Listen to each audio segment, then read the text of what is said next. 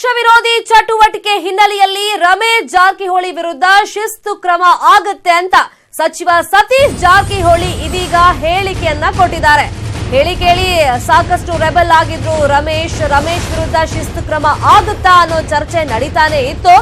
ಇದೀಗ ಅಣ್ಣನ ವಿರುದ್ಧನೇ ದೂರನ್ನ ಸತೀಶ್ ಜಾರಕಿಹೊಳಿ ಕೊಟ್ಟಿದ್ದಾರೆ. ಪಕ್ಷ ವಿರೋಧಿ ಚಟುವಟಿಕೆ ಅಂತ ದೂರನ್ನ ಕೊಟ್ಟಿದ್ದಾರೆ. ಕ್ರಮ ಆಗಬೇಕು ಅನ್ನೋ ಆಗ್ರಹವನ್ನ ಇಲ್ಲಿ ತಮ್ಮನೇ ಮಾಡಿದ್ದಾರೆ. ಅಣ್ಣನ ವಿರುದ್ಧ ತಮ್ಮ ಇದೀಗ ಕ್ರಮ ಆಗ್ಲೇಬೇಕು ಅಂತ ದೂರನ್ನ ಕೊಟ್ಟಿದ್ದಾರೆ. ಅಣ್ಣನ ವಿರುದ್ಧ ದೂರನ್ನ ಕೊಟ್ಟಿರೋದು ಸತೀಶ್ ಜಾರಕಿಹೊಳಿ. ಪಕ್ಷ ವಿರೋಧಿ ಚಟುವಟಿಕೆ ಹಿನ್ನೆಲೆಯಲ್ಲಿ ತಮ್ಮ ಅಣ್ಣನ ವಿರುದ್ಧ ಕ್ರಮ ಆಗಬೇಕು ಅನ್ನೋ ಆಗ್ರಹವನ್ನ ಮಾಡಿ ಕಂಪ್ಲೇಂಟ್ ಅನ್ನ ಕೊಟ್ಟಿದ್ದಾರೆ ಸತೀಶ್. ಪಕ್ಷ ವಿರೋಧಿ ಚಟುವಟಿಕೆಯನ್ನ ರಮೇಶ್ ಜಾರಕಿಹೊಳಿ ಅವರು ಮಾಡಿದ್ದು ಯಾಕಂದ್ರೆ ಸ್ವಲ್ಪ ದಿನಗಳ ಹಿಂದೆ ನಾವು ಗಮನಿಸಿದ್ವಿ ಯಾವ ರೀತಿಯಾಗಿ ಸಮ್ಮಿಶ್ರ ಸರ್ಕಾರಕ್ಕೆ ಕುತ್ತನ್ನ ರೆಬಲ್ ಆಗಿದ್ದಂತ ರಮೇಶ್ ಜಾರಕಿಹೊಳಿ ಅವರು ತಂದಿಟ್ಟಿದ್ರು ಅಂತ. ಸಂಪುಟದಿಂದ ಸಚಿವ ಸ್ಥಾನದಿಂದ ತಮ್ಮನ್ನ ಕೈ ಬಿಟ್ಟಿದ್ದೇ ತಡ ಸಾಕಷ್ಟು ರೆಬಲ್ ಆಗಿದ್ರು. ತಮ್ಮದೇ ಒಂದು ಬಣವನ್ನ ಕಟ್ಕೊಂಡು ಸರ್ಕಾರವನ್ನ ಅಲ್ಲಾಡಿಸೋ ಪ್ರಯತ್ನವನ್ನ ಕೂಡ ರಮೇಶ್ ಜಾರಕಿಹೊಳಿ ಅವರು ಮಾಡಿದ್ರು. ಸೊ ಅದಾದ್ಮೇಲೆ ಎಲ್ರಿಗೂ ಗೊತ್ತಿರೋ ವಿಚಾರ, ಲಕ್ಷ್ಮೀ ಹೆಬ್ಬಾಳ್ಕರ್ ವಿರುದ್ಧವಾಗಿ ಯಾವ ರೀತಿ ರಣತಂತ್ರವನ್ನ ಹೆಣೆದಿದ್ರು. ಆಗ್ಲೂ ಕೂಡ ಸಚಿವ ಡಿ.ಕೆ. ಶಿವಕುಮಾರ್ ಅವರನ್ನ ಎದುರು ಹಾಕೊಂಡಿದ್ರು. ಪರಸ್ಪರ ವಾಗ್ದಾಳಿಗಳೆಲ್ಲ ಆ ಟೈಮ್ನಲ್ಲಿ ಜೋರಾಗೇ ಇತ್ತು. ಆದ್ರೆ ಪಕ್ಷ ವಿರೋಧಿ ಚಟುವಟಿಕೆ ಹಿನ್ನೆಲೆಯಲ್ಲಿ ಇದೀಗ ಕ್ರಮ ಆಗ್ಬೇಕು ಅನ್ನೋ ಆಗ್ರಹ ಆಗಿದೆ. ಹೀಗಾಗಿ ಅವರು ಸಭೆಯ ಸಾಧಕರು ಗಾಳಿ ಮೇಲೆ ಆಲಿಸಬಹುದು ಅಂತ ಹೇಳಿದ್ದೀನಿ. ಅದರಲ್ಲಿ ಪ್ರಶ್ನೆ ಇಲ್ಲ. ಅದನ್ನ ಇವತ್ತು ಕೂಡ ನಾವು ಹೇಳ್ತೀವಿ.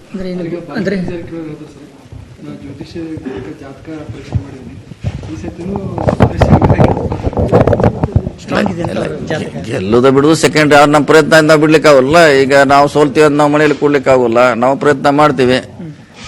ಈಗ ಮೊನ್ನೆ ಚುನಾವಣೆಯಲ್ಲಿ ಬಹಳ ಜನ ಒಂದು 40-50 ಜನ ಘಟಾನುಘಟಿಗಳು ಸೋತರು. ಅವ್ರು ಯಾವಾಗ ಸೋಲೋಲ್ಲ.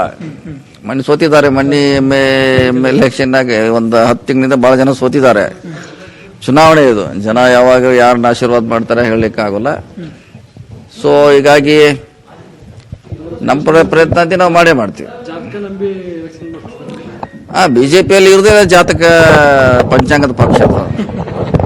ಬಿಜೆಪಿ ಪಕ್ಷ ಇರದೆ ಪಂಚಾಂಗದ ಪಕ್ಷ ಅದ. ಪಂಚಾಂಗ ನೋಡಿ ಅವ್ರು ಮಾಡ್ತಾರ. ಮನೋವಾದಿ ಪಕ್ಷ ಅದು.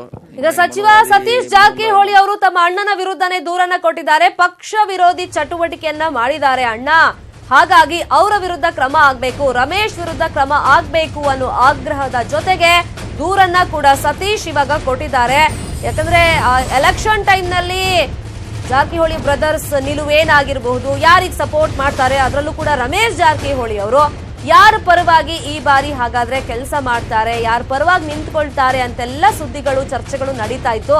ಅದ್ರ ಬೆನ್ನಲ್ಲೇ ತಟಸ್ಥರಾಗಿರ್ತಾರೆ, ನ್ಯೂಟ್ರಲ್ ಆಗಿರ್ತಾರೆ, ಯಾರಿಗೂ ಕೂಡ ಸಪೋರ್ಟ್ ಮಾಡೋದಿಲ್ಲ ಅನ್ನೋ ಮಾಹಿತಿ ಹೊರಬಿದ್ದ ಬೆನ್ನಲ್ಲೇ ಇದೀಗ ಶಿಸ್ತು ಕ್ರಮ ಆಗ್ಬೇಕು ರಮೇಶ್ ಜಾರಕಿಹೊಳಿ ವಿರುದ್ಧವಾಗಿ ಅಂತ ತಮ್ಮ ಸತೀಶ್ ಇದೀಗ ಆಗ್ರಹವನ್ನ ಮಾಡಿ ಒಂದು ದೂರನ್ನ ಕೂಡ ಕೊಟ್ಟಿದ್ದಾರೆ.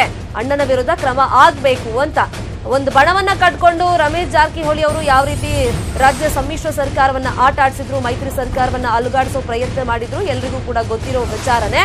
ಆಗಲೇ ಅವ್ರ ವಿರುದ್ಧ ಕ್ರಮ ಆಗಬೇಕು ಅಂತೆಲ್ಲ ಚರ್ಚೆಗಳು ನಡೀತಾ ಇತ್ತು. ಬಟ್ ಇವಾಗ ತಮ್ಮನೇ ಒಂದು ಆಗ್ರಹವನ್ನ ಮಾಡಿದ್ದಾರೆ ಸತೀಶ್ ಅವರು. ರಮೇಶ್ ವಿರುದ್ಧ ಕ್ರಮ ಆಗ್ಬೇಕು, ನಮ್ಮ ಅಣ್ಣನ ವಿರುದ್ಧ ಕ್ರಮವನ್ನ ಕೈಗೊಳ್ಳಬೇಕು ಅಂತ ಒಂದು ದೂರನ್ನ ಇದೀಗ ಕೊಟ್ಟಿದ್ದಾರೆ. ಪಕ್ಷ ವಿರೋಧಿ ಚಟುವಟಿಕೆಯನ್ನ ನಮ್ಮ ಅಣ್ಣ ಮಾಡಿದ್ದಾರೆ, ಹಾಗಾಗಿ ಅವ್ರ ವಿರುದ್ಧ ಕ್ರಮ ಆಗ್ಬೇಕು ಅನ್ನೋ ಆಗ್ರಹವನ್ನ ಮಾಡಿ ದೂರನ್ನ ಇದೀಗ ಸತೀಶ್ ಜಾರಕಿಹೊಳಿ ಅವರು ಕೊಟ್ಟಿದ್ದಾರೆ. ಅದ್ರ ಬಗ್ಗೆನೇ ಅವ್ರು ಮಾತಾಡ್ತಿದ್ರು. ಪಕ್ಷ ವಿರೋಧಿ ಚಟುವಟಿಕೆ ಆಗಿದೆ ಹಿನ್ನೆಲೆಯಲ್ಲಿ ಅಣ್ಣನ ವಿರುದ್ಧ ಕ್ರಮ ಆಗ್ಬೇಕು ಅನ್ನೋ ಆಗ್ರಹವನ್ನ ಮಾಡಿದೀವಿ ಅಂತ.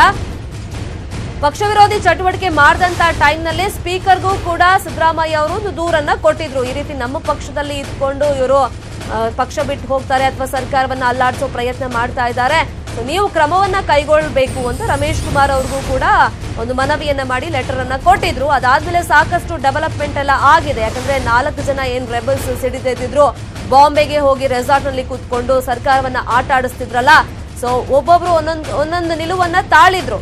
ಸೊ ಬಟ್ ಇವಾಗ ತಮ್ಮನೇ ಒಂದು ದೂರನ್ನ ಕೊಟ್ಟಿದ್ದಾರೆ. ಅಣ್ಣನ ವಿರುದ್ಧ ಕಂಪ್ಲೇಂಟ್ ಆಗ್ಬೇಕು ಅನ್ನೋ ಆಗ್ರಹವನ್ನ ಇದೀಗ ಸತೀಶ್ ಜಾರಕಿಹೊಳಿ ಅವರು ಮಾಡಿದ್ದಾರೆ. ಹಾಗಾಗಿ ಈಗ ರಮೇಶ್ ಜಾರಕಿಹೊಳಿ ವಿರುದ್ಧ ಏನ್ ಕ್ರಮ ಆಗುತ್ತೆ ಅದು ಕೂಡ ಹೇಳಿ ಕೇಳಿ ಎಲೆಕ್ಷನ್ ಟೈಮ್ ನಲ್ಲೇ ಈ ರೀತಿಯಾಗಿ ಪಕ್ಷ ವಿರೋಧಿ ಚಟುವಟಿಕೆ ಆಗಿದೆ, ಕ್ರಮ ಆಗಬೇಕು ಅನ್ನೋ ದೂರನ್ನ ಕೊಟ್ಟಿರೋದ್ರಿಂದ ಇದು ಎಲೆಕ್ಷನ್ ಮೇಲೆ ಏನಾದ್ರೂ ಪ್ರಭಾವ ಬೀರುತ್ತೆ. ಯಾಕಂದ್ರೆ ಬೆಳಗಾವಿ ಅಂದ್ರೆ ಅಲ್ಲಿ ಜಾರಕಿಹೊಳಿ ಬ್ರದರ್ಸ್ ಪ್ರಭಾವ ಸಾಕಷ್ಟಿದೆ. ಈ ಬಾರಿ ಎಲೆಕ್ಷನ್ ಅಲ್ಲಿ ರಮೇಶ್ ಜಾರಕಿಹೊಳಿ ಅವರು ಯಾರ ವಿರುದ್ಧನೂ ಕೂಡ ಅಥವಾ ಯಾರ ಪರವಾಗೂ ಕೂಡ ಎಲೆಕ್ಷನ್ ಅಲ್ಲಿ ಕ್ಯಾಂಪೇನ್ ಮಾಡೋದಕ್ಕೆ ಹೋಗ್ಲಿ ಅಥವಾ ಸಪೋರ್ಟಿವ್ ಆಗಿ ನಿಲ್ಲೋದಿಲ್ಲ, ತಟಸ್ಥರಾಗಿ ಇರ್ತೀವಿ ಅಂತ ತಮ್ಮ ನಿಲುವನ್ನ ಅವರು ಹೇಳ್ಬಿಟ್ಟಿದ್ರು. ಸೊ ಹಾಗಾಗಿ ಇವಾಗ ಪಕ್ಷ ವಿರೋಧಿ ಚಟುವಟಿಕೆ ಹಿಂದೆ ಮಾಡಿದ್ರಲ್ಲ, ಅದಕ್ಕೆ ಇವಾಗ ತಕ್ಕ ಶಾಸ್ತಿ ಆಗ್ಬೇಕು, ಆ ನಿಟ್ಟಿನಲ್ಲಿ ಒಂದು ಕ್ರಮವನ್ನ ಕೈಗೊಳ್ಬೇಕು ಅಂತ ಈಗ ತಮ್ಮನೇ ದೂರನ್ನ ಕೊಟ್ಟಿರೋದ್ರಿಂದ ಸೊ ಈ ಬ್ರದರ್ಸ್ ಹಂಗಾಮ ಎಲ್ಲಿಗೆ ಹೋಗಿ ನಿಲ್ಲುತ್ತೆ, ಸೊ ಪಕ್ಷದಿಂದ ಏನ್ ಕ್ರಮ ಆಗುತ್ತೆ ಅನ್ನೋದು ಇವಾಗ ಸಾಕಷ್ಟು ಕುತೂಹಲಕ್ಕೆ ಎಡೆ ಮಾಡಿಕೊಡ್ತಾ ಇದೆ.